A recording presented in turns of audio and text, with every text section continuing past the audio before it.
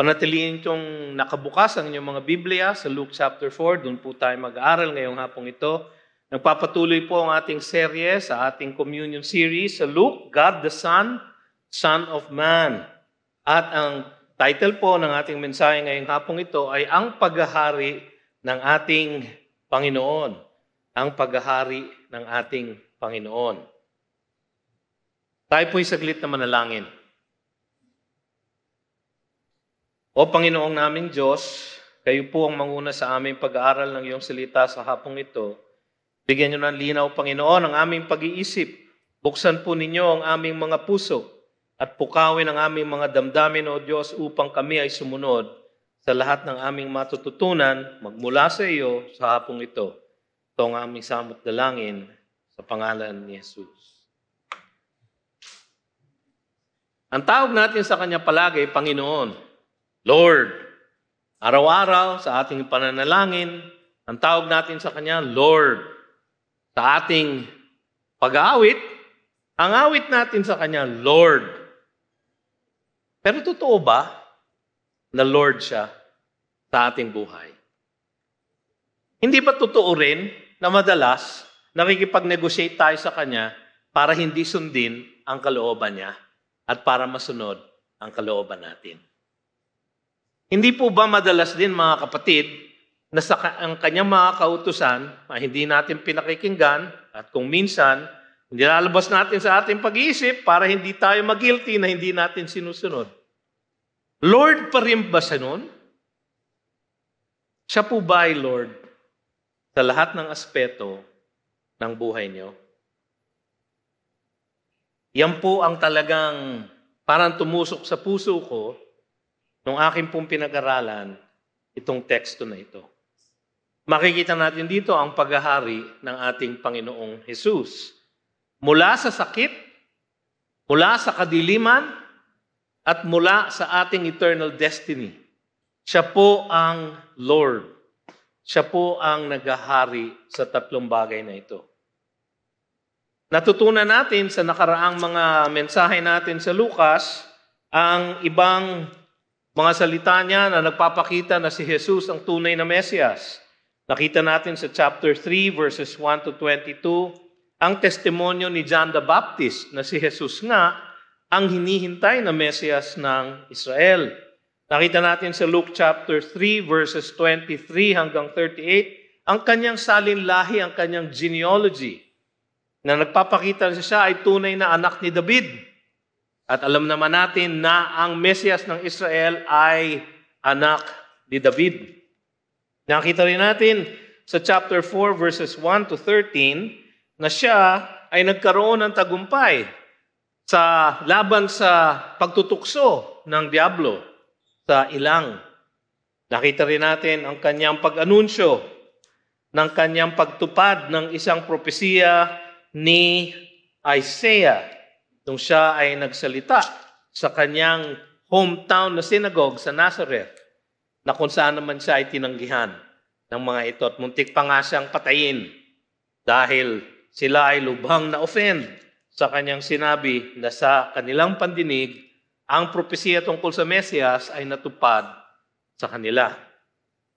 Bagaman siya ay tinanggihan ng kanyang kinalakhang bayan, ang ating Panginoong Jesus ay nananatili sa kanyang paghahari sa lahat. Malinaw ang kanyang paghahari sa lahat ng karamdaman. Malinaw ang kanyang paghahari sa lahat ng puwersa ng kadiliman. At malinaw ang kanyang paghahari sa buong kaharian niya, sa buong sangnilikha noon, ngayon, at magpakailanman. Ang natatanging tamang tugon sa katotohanan na siya ang Panginoong Jesus, na siya ang hari ng lahat. Ang tanging tamang tugon ay ang ating pagsamba at pagpapasakop sa kanyang paghahari. Walang ibang tugon kundi iyon. Makikita natin ang ilang kadahilanan ngayong hapong ito kung bakit siya ang Panginoon. Sapagkat makikita natin una sa lahat sa kanyang paghahari sa karamdaman. Paghahari sa karamdaman. Dito sa mga tekstong ito, sa verses 38 to 40, makikita natin mga kapatid na siya ay naghahari sa karamdaman, na kaya niyang iligtas ang lahat ng kanyang, o ang lahat ng nananampalataya sa kanya, mula sa epekto ng kasalanan sa ating katawan. Ang sabi dito, and he arose and left the synagogue and entered Simon's house. Siya ay umalis dun sa sinagoga kung saan siya ay nag-preach, at mula ron, umalis siya, pumasok sa bahay ni Simon. So alam natin, nangyari ito pagkatapos niya mag-preach dun sa sinagoga sa Capernaum. Sabado ng umaga noon, nung siya ay magsalita at mag-sermon doon sa kanilang sinagoga. At pagkatapos noon, katulad ng nasasabi dun sa teksto na ating dinaanan last time, ang sabi ng mga tao, they were all amazed. Manghang-mangha sila. And said to one another, what is this word? For with authority and power, he commands the unclean spirits, and they come out. Silang lahat ay namangha sa kanyang kapangyarihan. Pagkatapos nung kanilang service sa sinagoga, katulad ng lahat siguro ng pamilya, katulad din naman natin, pag tayo'y nanggagaling sa worship, no? Siguro, except maybe this afternoon, kasi ang inaasahan natin mga kapatid, ay magsistay kayo para manood ng concert, no? At imbitahin ang inyong mga kasambahay, ang inyong mga kaibigan, kahit ang inyong mga kaaway, para sila ay makarinig ng mabuting balita ng kaligtasan. Pero usually, ang kaugalian natin, pagkatapos ng worship, ng linggo ng umaga, tayo ay magla-lunch kasama ng ating mag-anak. Ganon din ang nangyari dito. Nagpunta sila sa bahay ni Simon. Si Simon dito, of course, si Peter. Sa Matthew 8:14, yung parallel verse nito sa Matthew, ang sabi doon, and when Jesus entered Peter's house. So, si Simon kay Luke, Peter kay Matthew. Ganon din, si Mark, ang tawag sa kanya, Simon. Sabi ni Mark sa kanyang account, sa Mark 1:29, may iba silang kasama. Enter the house of Simon and Andrew with James and John. So, hindi ito maliit na family lunch. Malaki siyang gathering. Andun ang pamilya ni Peter, andun ang kanyang mother-in-law, ang asawa niya, siguro ang kanilang mga anak, mga asawa nila at mga anak siguro, at silang lahat ay sama-samang nagla-lunch pagkatapos ng sinagoga. Noong panahon na ito, hindi pa sila disipulo, itong apat na ito. Si Peter, si Andrew, si James, saka si John. Sila ay magkaka-partner sa isang fishing business sa Capernaum. Sila po ay mangingisda. Makikita po natin sa susunod pa na chapter, sila tatawagin para maging mga disipulo. So dito, kaibigan pa lang sila ni Jesus at manghang-mangha sila sa ginawa niya sa sinagoga. Now, sabi ng ating teksto, Simon's mother-in-law was ill with a high fever and they appealed to him on her behalf. Noon, sabi sa Tagalog, ay mataas ang lagnat ng biyanang babae ni Simon at pinakiusapan nila si Jesus para sa kanya. Si Luke lang po ang nagsabi na mataas ang fever. Sa Matthew account, sa Mark account, ang sabi lang doon, meron siyang fever. Si Luke kasi doktor. Kaya alam niya na yung fever, mataas. No? Mataas yung fever. At siguro, dahil nga natatanggap niya itong kwentong ito, doon sa mga nakakita mismo, mga eyewitness, siguro, kinuwento nila kung ano yung mga simptomas. At alam nyo, yung high fever nung panahon na iyon ay serious na sakit. Ang mataas na lagnat ay seryoso noon sapagkat wala pang gamot. Wala pang bioflu, wala pang paracetamol, wala pang tempra. So wala pang gamot. So magkalagnat ka noon, pwede kang mamatay. Lalo na kung mataas ang lagnat mo. Alam natin ngayon na ang lagnat ay isang indikasyon ng isang viral or bacterial infection.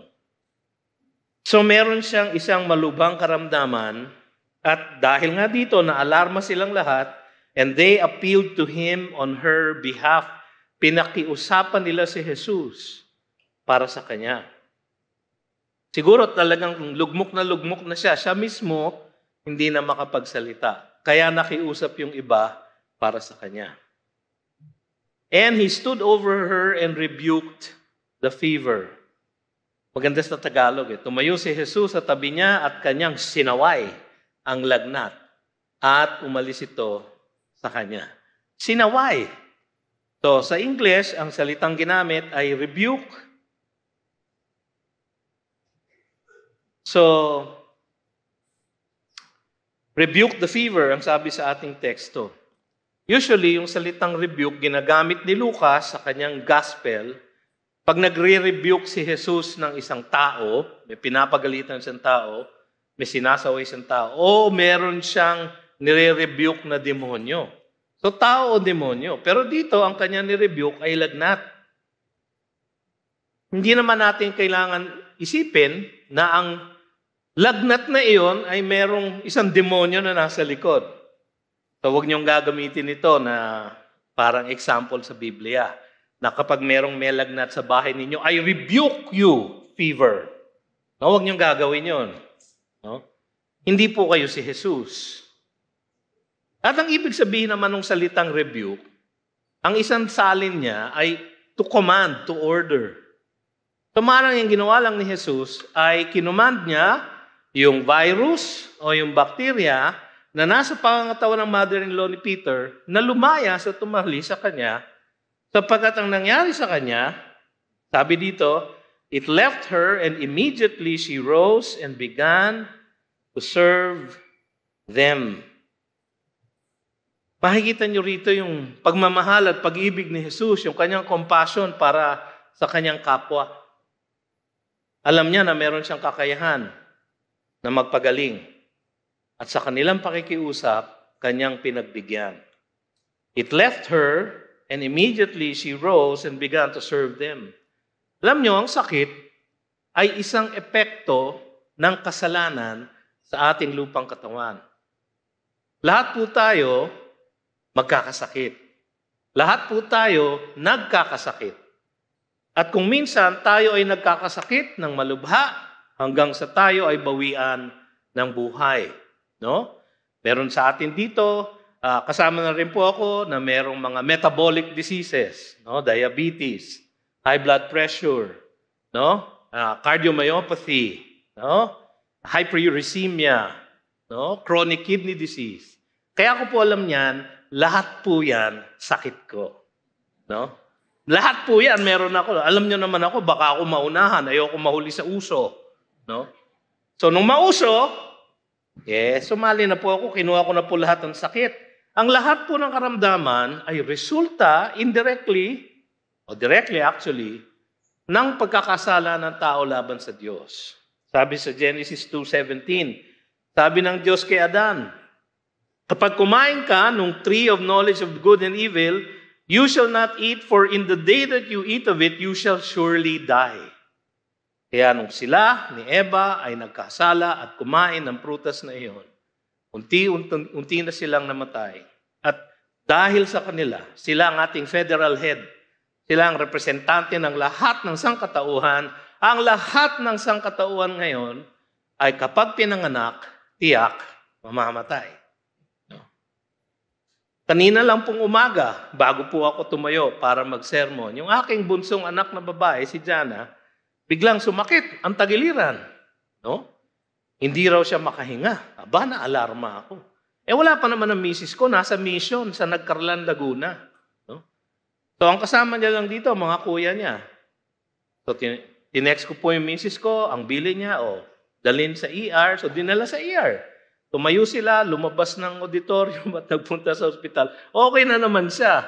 No, in-x-ray lang po, mukha lang po may muscle strain. Binigyan ng gamot at ngayon ay nagpapahinga. So salamat po sa inyong mga dalangin.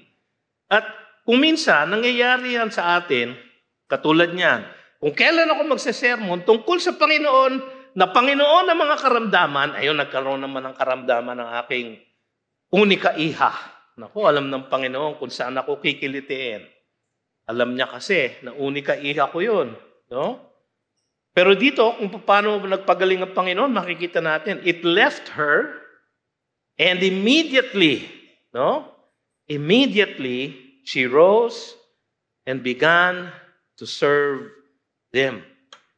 Pagka kayo'y may mataas na lagnat, pag ito'y humupa, for sure, may 1, 2, 3 araw na hindi kayo makakakilos pa, di ba? Kasi may binat. Ang Panginoon, pagka nagpalayas ng lagnat, walang binat. Ibig sabihin, siya ay immediately gumaling, lumakas, tumayo, at naglingkod. Bakit siya naglingkod? Kainan, di ba? Kainan So naglingkod siya sa kanila. Siguro pinagaling siya ng Panginoon, baka mabagal ang pasok ng pagkain. Kaya sabi ni Jesus, bakit ba mabagal? May sakit si mother-in-law. No? Si Peter naman mabait sa kanyang mother-in-law. Hindi lahat ng lalaki mabait sa kanilang mother-in-law, di ba? Kayo, di ba? Iba sa inyo, ayaw nyo na dumadalaw ang inyong mother-in-law. No? Si Peter hindi. Nakiusap pa siya sa Panginoon. Pagalingin mo naman. Kasi naalarma sila, seryoso yun noon So ang nangyari, pinagaling ni Jesus. Ganyan si Jesus pag nagpapagaling siya. Sa chapter 5, sa verse 17, nagpagaling siya ng isang paralitiko. Immediately. Sa chapter 5, sa verse 12, nagpagaling siya ng isang meketong. Immediately nawala. No? Sa chapter 7, no? Chapter 7, sa verse 1, nagpagaling siya ng isang servant ng isang centurion. Immediately. Hindi siya kailangan magpunta. Sinabi niya lang, magaling na. Magaling na. Ganyan magpagaling ang ating Panginoon. Nung araw na yon, nung panahon na yon, ganun siya magpagaling. In fact, sa chapter 7, verse 11, may nakita siyang isang funeral march. Isang widow na yung kanyang kaisa isang anak na lalaki, namatay. Binuhay niya mula sa mga patay. Ang ating Panginoon, ang kanyang pagpapagaling ay hindi na fake. Hindi katulad ng ibang mga so-called faith healers, yung mga health and wealth gospel preachers. No, fine-fake nila, controlled environment, kung minsan pinipili yung mga may sakit. Kunyari, gagaling kayo ha? Pero ang balak lang nila ay linlangin ang mga tao upang magbigay ng pera sa kanila. Hindi po ganoon ang ating Panginoon. Ang kanyang pagpapagaling ay tunay, hindi progresibo, instant, at kumpleto at buong buo. Kaya nga, sa sobrang buo at kumpleto, immediately tumayo ang mother-in-law ni Peter at naglingkod kanila. Alam mo, magaling na siya Kasi yung mother-in-law na naglilingkod sa son-in-law, di ba? Medyo kakaiba yun, di ba? Pero alam niyo mga kapatid, ito sasabihin ko sa inyo, yung mother-in-law ko nung buhay pa, parang ganito siya. No? Palagi siyang naglilingkod, palagi siyang buhay na buhay, palaging energetic. Kaya lang po talagang, nung COVID po, binawian siya ng buhay. No? So, ang ating Panginoon, dahil po sa kanyang ginawang pagpapagaling na ganon, at sa iba pang pagpapagaling na kanyang ginawa, ang sabi sa ating teksto, now when the sun was setting, all those who had any who were sick with various diseases brought them to him, and he laid his hands on every one of them and healed them. He laid his hands on every one of them. Ang sabi sa Matthew 8:16, he healed all who were sick. So were sick. Ang sabi sa Mark 1:34, and he healed many who were sick. He healed all who were sick. Merong isang nag-observe, isang komentaryo, nagsabi nung panahong buhay si Jesus sa lupa, walang sakit sa buong Palestine. Wala. He banished sickness nung siya ay narito.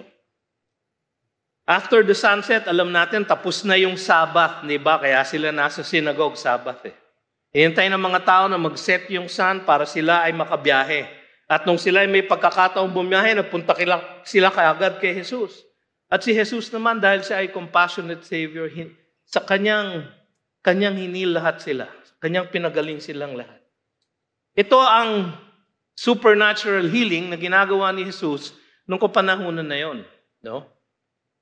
Yun ang ginagawa niya para maipakita niya sa mga tao, para maipakita ng Diyos sa lahat ng nakakakita ng mga pagpapagaling na yon, na si Jesus ang tunay na Mesiyas. At ang salitang binibigay niya o ipinapahayag niya ay mula sa Diyos. Yun po ang kaya merong healing, may supernatural signs and wonders. Sabi sa John chapter 3 verse 2, nung nagpakita si Nicodemus sa kanya, di ba, gabi? Kasi rabbi si Nicodemus. So nag-seek siya ng audience kay Jesus. Ang sabi niya, Rabbi, we know that you are a teacher come from God. Paano niya nalaman? For no one can do these signs that you do unless God is with him. So yung mga signs na yun, nag-authenticate ng message ng ating Panginoon. Pero ang importante ay yung message niya, hindi yung healing. Ang importante, yung pagproklama niya ng gospel. Yun po ang importante. Sabi sa Hebrews chapter 2 verse 4, yung mga apostol niya, na-authenticate din ang kanilang pagtuturo sapagkat silang lahat, sabi ng Hebrews 2:4, while God also bore witness by signs and wonders and various miracles. So yung mga kababalaghan na yon ay nangyayari noon, meron silang gift of healing upang maging sign, maging authentication ng kanilang mensahe. Ang importante po yung mensahe, hindi yung mirakulo. So mga kapatid, hanapin natin ay ang mensahe. Hindi po normal yung pagpapagaling na gano'n. In fact, later part ng New Testament, makikita niyo po, si Pablo po nagkasakit. 2 Corinthians 12:8. Si Timothy po may sakit. 1 Timothy 5:23. Si Trophimus po may sakit. 2 Timothy 4:20. Si Epaphroditus may sakit. Philippians 2:25-27. May sakit sila, wala silang kababalagan. Wala na nun. Bakit? Sapagkat naibigay na ang mensahe ng gospel. Ngayong araw na ito, nagpapagaling pa ba ang Diyos? Of course. Kaya pa diyang magpagaling supernaturally.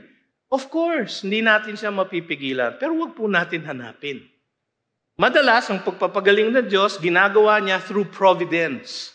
Gagamit siya ng doktor, parmasyotiko, chemist, gagamit siya ng health worker sa hospital, ng nurse, at iba pang kaparaanan na natural upang tayo ay gumaling. Katulad kanina, yung aking anak, no? Sumasakit ng tagiliran. Gumamit ang Panginoon ng gamot, ibuprofen, para maibsan ang sakit ng kanyang tagiliran. Naibsan naman. No? Paano namin nalaman na walang mas malala na sakit? Dahil sa x-ray. Sino ba nagbigay ng teknolohiya ng x-ray? Ang Diyos din. So gumagawa ang Diyos ng kababalaghan, kumbaga, nagpapagaling sa pamamagitan ng mga doktor, nurse, parmasyotiko, chemist at gamot. So huwag po natin hanapin yung supernatural. Wala na po. At kung meron man, Diyos lang ang nakakagawa. At pagka siya ang gumawa, instant, immediate, kompleto, buong buo, walang fake, walang hindi pwedeng ulitin ng kahit sino. Siya lang ang nakakagawa. Mahabagin ng ating Panginoon at tumutugon sa lahat ng ating mga panalangin para sa kagalingan ng ating lupang katawan. Ngunit ito ay ayon lagi sa kanyang kalooban at hindi sa ating kagustuhan. Ito ang hamon, mga kapatid. Kung tayo ay susunod sa kanyang kaparaanan at kanyang tamang kapanahunan. Kaya kung minsan gusto natin, instant yung gumaling, di ba? Tulad ho, meron ho akong pain dito sa back. Kaya hirap po ako tumayo. Kaya kung napapansin nyo, pag praise and worship, nakaupo lang po ako. No? Iniipon ko po yung lakas po para po sa pagtuturo. No? Kung minsan po nananalangin ako, Panginoon, pwede mo bang alisin itong aking back pain? At kung minsan, naaminin ko sa inyo, gusto ko instant. Parang Panginoon, ngayon din. Parang in Jesus' name. Hindi po nangyayari.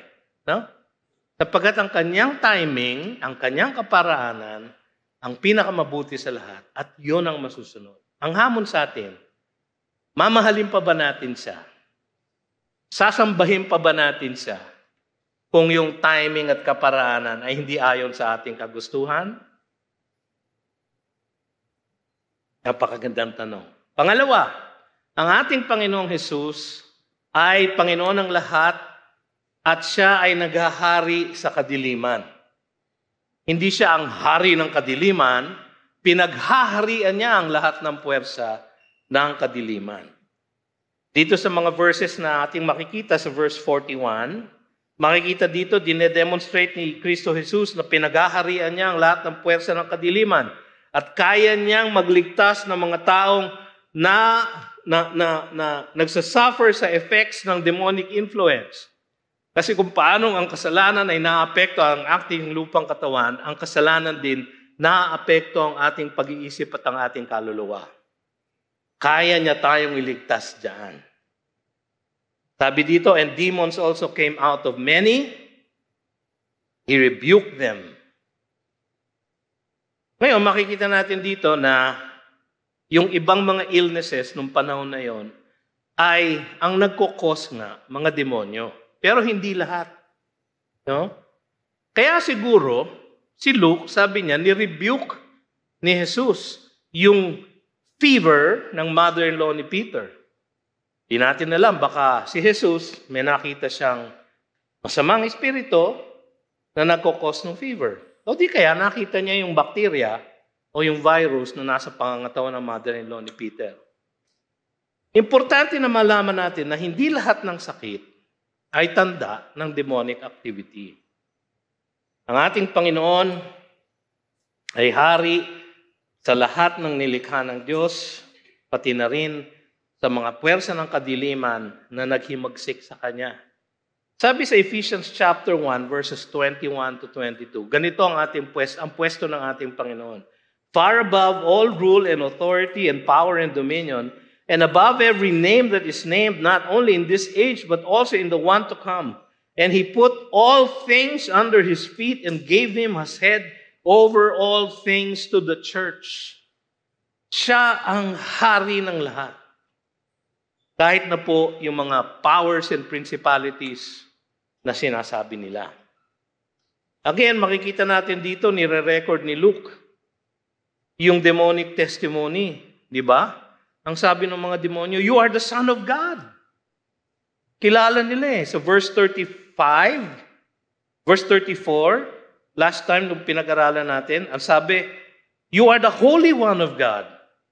So alam nila yung identity ni Kristo Jesus.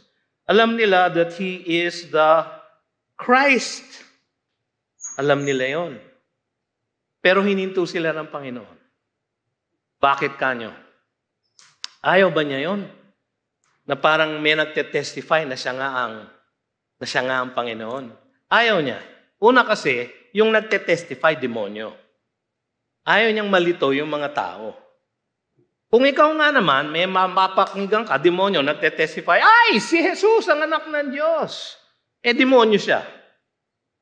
Baba, hindi niyo paniniwalaan, di ba? Baka mag-suffer ang reputation ng ating Panginoon by association with the demons. Ayaw niya yon. Gusto niya, ang mga niligtas niya, ang magsasabing siya ang Panginoon. Yan ang gusto niya. Tayo ng mga niligtas niya. At isa pa, sa John 6:15, pagkatapos niya napakain ng 5,000, ang gusto ng mga tao ganito, perceiving then that they were about to come and take Him by force to make Him king, Jesus withdrew again to the mountain by Himself. So maaari ang ginagawa ng demonyo ay inuudyok niya yung mga tao, ito na ang Mesias nyo. Gawin nyo ng political figure para maitumba nyo na ang Roma. Lalo siyang tinarget ng Roma. Kaya hindi pa panahon. Kasi merong tamang timing ang Panginoon, kailangan masunod yon. Kaya pinatahimik niya. Tumahimik naman. Sumusunod sa ating Panginoon ang mga puwersa ng kadiliman. Kaya niya tayong iligtas mula sa epekto ng kasalanan na gawa ng kadiliman sa ating puso't isipan. Marami pong puwersang ganyan. sa internet, sa YouTube, sa mga binabasa niyong libro o periodiko, marami pong impluwensya na ganyan, tayo ay maging discriminating. Kailangan alam natin ang katotohanan, kaya kailangan mas binabasa ninyo ang Biblia para alam ninyo pag merong kasinungalingan na ibinebenta sa inyo sa pamamagitan ng kung ano-anong social media. Huwag tayong magpapa-impluwensya. Ang mga puwersong ito ay takot sa kapangyarihan at otoridad ng ating Panginoong Hesus. At kinikilala nilang Kristo ang Panginoong Diyos. Ang Panginoon natin ay suma sa atin ay higit na makapangyarihan kaysa sa lahat ng mga puwersa ng kadiliman. Sabi nga sa 1 John 4:4, "For he who is in you is greater than he who is in the world." So siya ay hari ng karamdaman. Siya ay naghahari din sa lahat ng puwersa ng kadiliman. Kaya niya iligtas, i-deliver tayo sa epekto ng kasalanan sa ating pangangatawan. At ang ultimate na healing, hindi po ba, ay kapag tayo inuwi na niya sa langit at wala ng sakit at kahit na ano pang kapansanan na mangyayari sa atin. Kaya din niya tayong iligtas magmula sa epekto ng kasalanan sa ating puso't isipan na ipinipilit sa atin ng mga kaaway niyang puwersa. Walang kapangyarihan sila sa ating Diyos. Huli sa lahat, siya rin ang naghahari sa buong kaharian. Ano ibig ko sabihin? Kaya, disease ang una nating issue, di ba? Siya ang naghahari sa karamdaman. Demonic influence or darkness ang pangalawa nating issue, di ba? Siya rin ang naghahari over the forces of darkness. Ang pangatlo nating problema at pinakamahirap ay destiny. Dahil tayo ay makasalanan at mga makasalanan, ang destiny po ng makasalanan ay sa impyerno. Kaya ba niya bilang Mesiyas na baguhin ang ating destiny? Kaya po niya. Yun po ang kanyang objective. No? Sabi niya, "And when it was day, he departed and went into a desolate place. And the people sought him and came to him and would have kept him from leaving them. But he said to them, I must preach the good news of the kingdom of God, paghahari ng Diyos, to the other towns as well. For I was sent for this purpose." I was sent for this purpose. And he was preaching in the synagogues of Judea. So nagpatuloy siya sa kanyang pagpipreach. Mahalaga sa kanya na tayo ay iligtas niya magmula sa epekto ng kasalanan sa ating katawan. Mahalaga sa kanya na tayo iligtas niya sa epekto ng kasalanan sa ating puso't isipan. Ngunit mas mahalaga sa kanya na iligtas niya tayo sa epekto ng kasalanan sa ating eternal destiny. Yung po ay mangyayari lamang kung maitaguyod niya ang paghahari ng Diyos sa buong sanlilikha. Alam nyo, ang kingdom of God ay hindi lang parang lugar. Ito ay isang realm, isang paghahari ng Diyos over His people, the way that He should. Kaya nga sa panalangin na tinuro ni Jesus sa atin, di ba? Ano yung Lord's Prayer o yung Disciples' Prayer? Ano yung tinuro niya? Ano ang dapat nating ipanalangin? Your kingdom come. Your will be done on earth as it is in heaven. Sa langit po, ang kanyang kalooban perfectly nasusunod. Sa lupa. Sa atin. Minsan hindi, no? Minsan hindi tayo sumusunod. Ang kanyang objective ay maging ganun muli. At ito ay mangyayari dahil ito ay pinangako niya. Pinangako niya ito pagkatapos lang na magkasala si Adan at si Eva.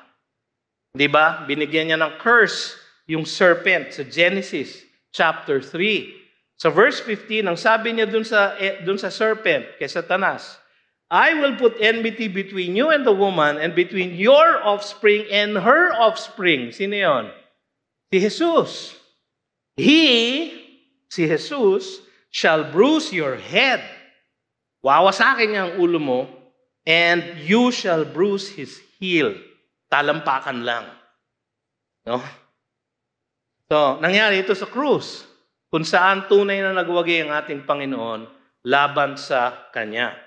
Pinangako niya na siya ay bubuo ng isang bansa, at mula doon sa bansang yon, magmumula ang Mesiyas. Pinangako niya yung kay Abraham, di ba? Sabi niya sa Genesis 26:4, I will multiply your offspring as the stars of heaven, and will give to your offspring all these lands. And in your offspring, all the nations of the earth shall be blessed. In your offspring, magmumula ang kaligtasan. Sabi ni Paul sa Galatians 3:16, now the promises were made to Abraham and to his offspring. It does not say, and to offsprings, referring to many, but referring to one, and to your offspring, paliwanag ni Paul, who is Christ. So sinasabi mismo ng bagong tipan na yung offspring ni Abraham ay si Kristo Jesus. So ipinangako na siya, nasa Genesis pa lang.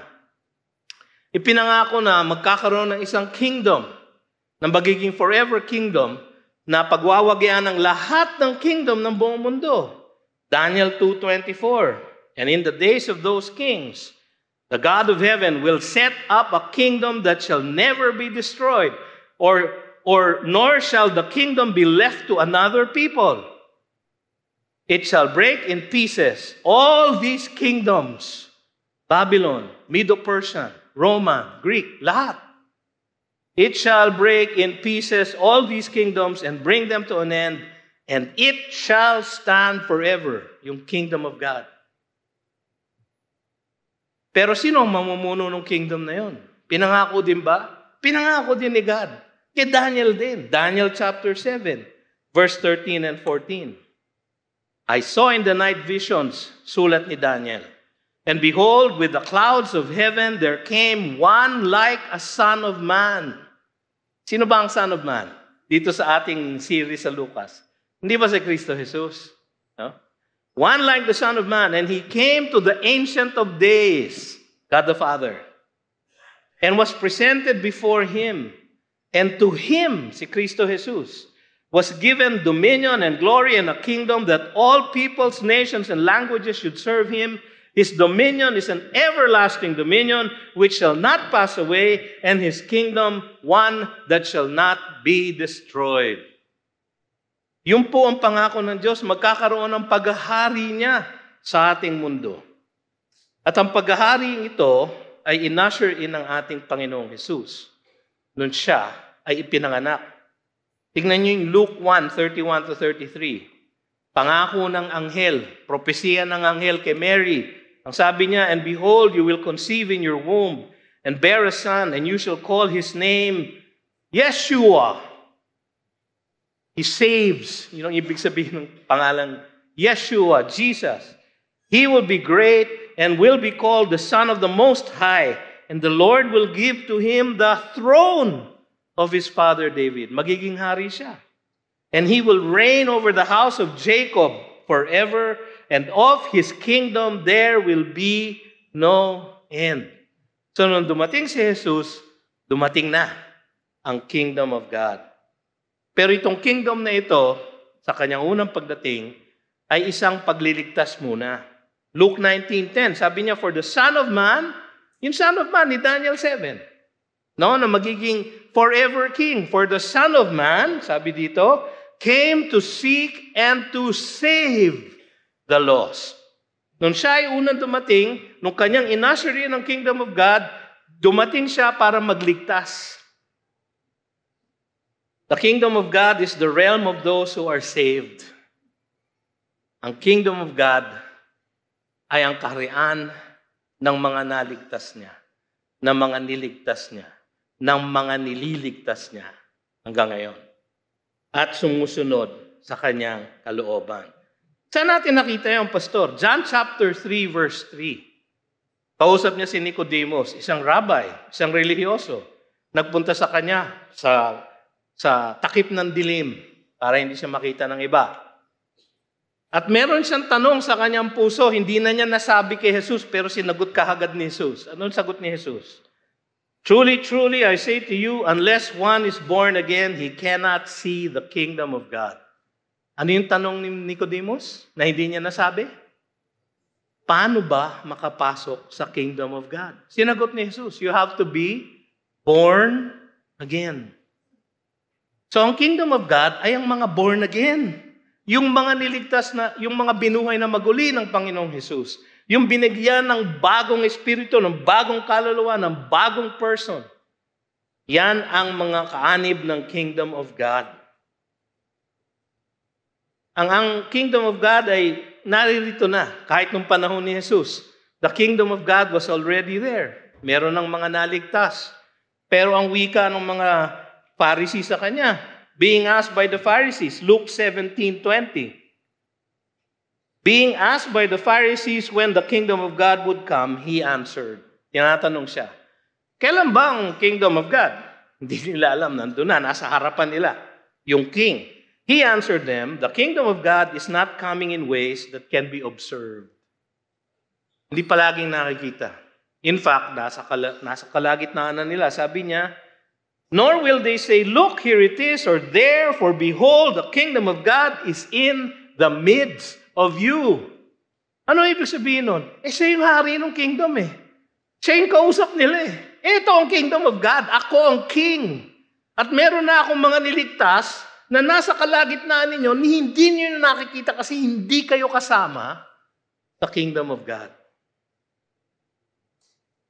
Ang kaparaanan niya, kung paano establish ang kanyang kingdom. Kung ang kingdom of God ay ang mga ligtas at ang mga nagpapasakop sa kanyang kalooban, ang lahat ng kanyang binorn again ay membro na ng kingdom of God.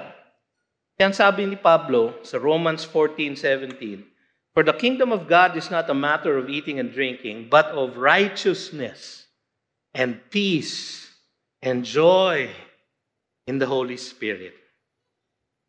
Kaya mga kapatid, tayo ay inutusan ng Panginoon na ipangalat ang mabuting balita of the kingdom of God.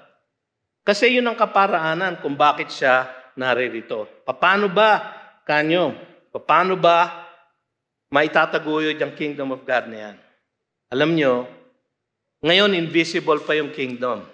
Kahit sa church na to, nakikita natin, may church, nakikita natin marami tayong members, pero hindi natin nakikita ang kaluluwa ng bawat isa. Hindi natin alam kung meron tayong kasama dito na hindi pa tumatanggap talaga sa Panginoong Hesus. Na sinasabing, Lord, Lord, pero hindi pa tunay na nakakakilala sa Kanya. Amen? No, merong ganyan eh. Hindi natin alam. Hindi natin nakikita. In one sense, invisible pa ang kingdom of God.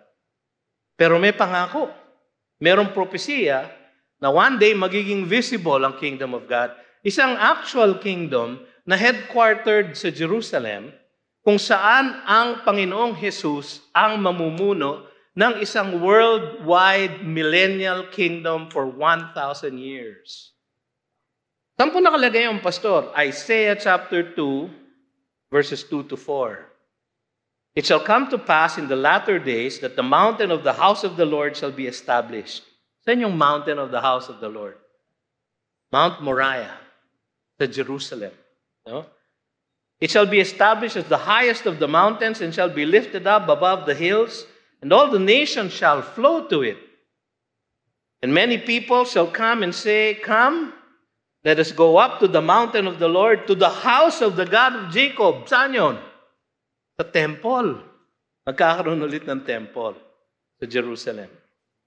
That He may teach us His ways, and that we may walk in His paths. For out of Zion shall go forth the law and the word of the Lord from Jerusalem. Malinaw. Doon ang headquarters ng millennial kingdom. He shall judge between the nations and shall decide disputes for many peoples, and they shall beat their swords into plowshares and their spears into pruning hooks. Nation shall not lift up sword against nation, neither shall they learn war anymore. Yung pong last verse niyon, naka-inscribe sa lobby ng United Nations sa New York. alam ng United Nations na magkakaroon ng millennial kingdom. Ang fulfillment po nun, dinescribe ng Panginoon sa Revelation chapter 20 verses 4 to 6. Then I saw thrones, sabi ni Juan, and seated on them were those to whom the authority to judge was committed. Sino kaya yun? No? They came to life and reigned with Christ for 1,000 years. The rest of the dead did not come to life until the 1,000 years were ended. This is the first resurrection. Blessed and holy is the one who shares in the first resurrection. Sino yun? Yung mga niligtas na niya from all of history will be first resurrected. Yung iba, sa rapture. Yung iba, in actual restoration. Sabi di ba sa rapture, the dead in Christ shall rise first? So yung mga kaanak natin, mga mahal natin sa buhay na nauna na, yung kanilang physical bodies, i-unite sa kanilang spirits, at magkakaroon sila ng glorified body, tapos sunod naman tayo, kung tayo buhay pa, kung tayo patay na, di tayo yung first wave. No? And then what will they be? They will be priests of God and of Christ, and they will reign with Him for 1,000 years. Sino ang mga assistant niya sa millennial kingdom? Mga kapatid, dahil sa kanyang kagandang loob, tayo po, naniligtas niya ang kanyang mga assistant. I must preach the good news, sabi niya.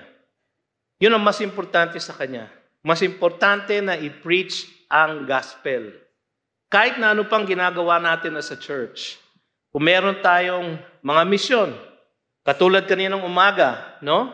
Pinagpasalamat natin sa Panginoon ang buhay ni Dr. Tony Ligot dahil sa kanyang pamumuno sa Good News Clinic and Hospital sa Banawe.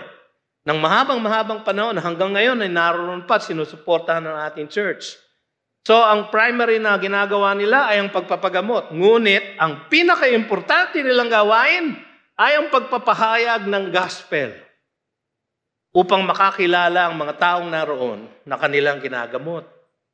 Ganon din ang ginawa ni Kristo Jesus, ganon ang ginagawa ng Good News Clinic and Hospital. Meron tayong sinusuportahan ng mga misyon na tumutulong sa mga marginalized women, sa mga na-enslave, sa mga natatraffic. Maganda pong mga layunin yon, ngunit ang pinaka-importante ay ang pamamahayag ng salita ng Diyos. Kasi para kay Jesus, yun ang kanyang purpose. Kung bakit siya naging hari. Talaga, Pastor, saan nakikita yon? John chapter 18. Siya ay nililitis ni Pilate. So, tinutuyasan ni Pilate. Sabi niya, so, you are a king? Kasi nakagapos siya. Ginulpi na siya. Dugu-duguan na siya. So, you are a king? Meron siyang corona ng thorns. So, ang sabi ni Pilate sa kanya, so you're a king? Sabi ni Jesus, you say that I am a king, John 18:37, for this purpose I was born, and for this purpose I have come into the world. So siya ay born, siya ay naging tao. He has come into the world dahil even before the world, nag-exist na siya. So siya ay Diyos. For this purpose I was born, and for this purpose I have come into the world. Ano yung purpose? To bear witness to the truth. Everyone who is of the truth listens to my voice. Si Pilate, hindi siya nakinig. Sabi niya, what is truth? So nilaloko pa niya si Jesus. Siya who is the way, the truth, and the life. Hindi niya pinakinggan. Ano ba yung truth? Matthew 4:17. Nung nagumpisa si Jesus na mag-preach, ano ang kanyang mensahe? Ito, Matthew 4:17. From that time, Jesus began to preach. Ano ba yung gospel na pinreach niya? Repent! Repent, for the kingdom of heaven is at hand. Anong implikasyon ng repent? Magre-repent ka lang kung makasalanan ka. Kung hindi mo tinatanggap na makasalanan ka, hindi ka magre-repent. Hindi ka mangangailangan ng isang tagapagligtas. Kaya ang kailangan nating mensahe iparating sa mga taong ating hinihimok na lumapit sa Kanya, mag-repent muna kayo. Lahat tayo ay makasalanan. Kaya lang, hindi uso, di ba? Meron tayo every Wednesday night. Baka gusto nyo sumali sa amin, no? Every Wednesday night, binubuksan natin ang pintuan ng church at nangaharang kami ng mga tao dyan sa kalye. Medyo nakakahiya. Walang hiya naman kami. No? So, nangaharang kami ng mga tao dyan. Napakahirap kung unang mong sasabihin sa kanila, repent! Di ba? Pero yun ang katotohanan, mga kapatid. Kailangan natin masabi sa kanila, kapatid, lahat tayo ay makasalanan. Kailangan natin mag-repent. Bakit? For the kingdom of heaven is at hand. Ang paghahari ng Diyos ay narito na. Si Kristo dumating na. Si Kristo na buhay ng perpekto para yung kanyang katuwiran mailapat niya sa atin. Namatay na walang sala para ang ating sala mapagbayaran niya sa krus. Yun ang kanyang ginawa para tayo ay maging kabahagi ng kingdom of God. Yun po ang gospel. Mamaya po, meron tayong concert. Evangelistic concert. Yung mga awit po, hindi po nakapagliligtas. Kahit na anong ganda. Yung mga ilaw-ilaw na yan, hindi yan makapagliligtas. Ginagawa natin ito upang maghatid ng isang mensahe. Yung mensaheng yon is the gospel of the kingdom. Repent, for the kingdom of heaven is at hand. At lahat ng apostol ni Jesus, ganon ang ipinangaral. Hanggang sa kahuli-huli. In third missionary journey ni Apostle Paul, Acts 19, verse 8. Anong kanyang pinipreach? And he entered the synagogue, and for 3 months, spoke boldly, reasoning, and persuading them about the kingdom of God. Ang paghahari ng Diyos sa ating puso't isipan. Sapagkat ang kanyang layon, mga kapatid, nahanapin natin ang kanyang paghahari sa ating mga buhay.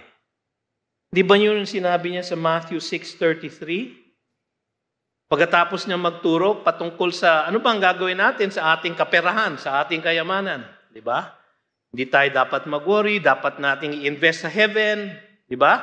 Yun ang sabi niya. Pero paano kung nangangailangan ako? Ano ang una kong hahanapin? Sabi niya, yung mga hintil, yung mga hindi naniniwala sa Panginoong Hesus, yung mga hindi kaanib ng kanyang kaharian, talagang hilong-hilo silang naghahanap ng kung ano-ano, ng mga bagay-bagay lang. Pero anong sabi niya sa mga miyembro ng kanyang kaharian? Ganito, but seek first the kingdom of God. Yung paghahari ng Diyos and His righteousness. Kasi kung walang righteousness, hindi tayo maliligtas. Kaninong righteousness? His! Hindi atin. Kailangan lang natin panampalatayanan na yung righteousness na yun, inilapat na niya sa atin. Seek first the kingdom of God and His righteousness. Anong hamon, mga kapatid, ay ito? Si Jesus ay hari ng buong sanlilikha, whether you like it or not. Whether naniniwala kayo, hindi, siya pa rin ang hari. And one day, every knee shall bow and every tongue shall confess on the earth, under the earth, that Jesus Christ is what? Lord. Pero Lord ba siya sa buhay nyo? Lord na ba siya sa buhay nyo? O gusto nyo lang maligtas pero ayaw nyo sumunod? Ay, hindi pwede. Ang kanyang kaharian ay ang kaharian ng mga naligtas at sumusunod. Sabi sa Luke 6:46, why do you call me Lord, Lord, and not do what I tell you? Sakit, no? Pero tama, di ba? kayo ng tawag sa akin ng Panginoon, pero hindi naman kayo nasunod. Hindi naman kayo nagpapasakop sa kalooban ko, palaging ipinipilit nyo yung kalooban ninyo. Ang gusto nyo yung timing ninyo. Nananalangin kayong gumaling, ang gusto nyo ngayon din.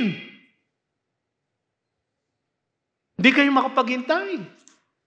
Inaapuran ninyo ang inyong Panginoon. Why do you call me Lord, Lord, and not do what I tell you? Mas masama, mga kapatid, kung sa isip ninyo, sa bibig nyo, sinasabi nyo na siya ay Lord ninyo, pero hindi pala. Kapag humarap kayo sa langit, ang sasabihin ng Panginoon sa inyo, I never knew you. Depart from me, you workers of lawlessness. Nako, ayaw natin marinig. Kaya ngayon pa lang, mga kapatid, sikapin na natin na magpasailalim sa pagiging Panginoon ni Kristo Jesus. Siya ang hari sa lahat ng karamdaman. Siya ang hari sa lahat ng kadiliman. Siya ang hari ng buong kaharian. Ngayon, bukas at magpakailanman. Tayo manalangin. Panginoon, maraming pong salamat sa inyong mensahe sa amin. Sa hapong ito, kayo po ang magpasunod sa amin sapagkat kami po ay matigas ang ulo. Kami po ay matigas ang ulo, Panginoon. Kayo ang magpalambot ng aming mga kalooban. Kayo ang magbigay ng kapangyarihan sa amin upang kami ay sumunod sa inyo bilang aming tunay na Panginoon.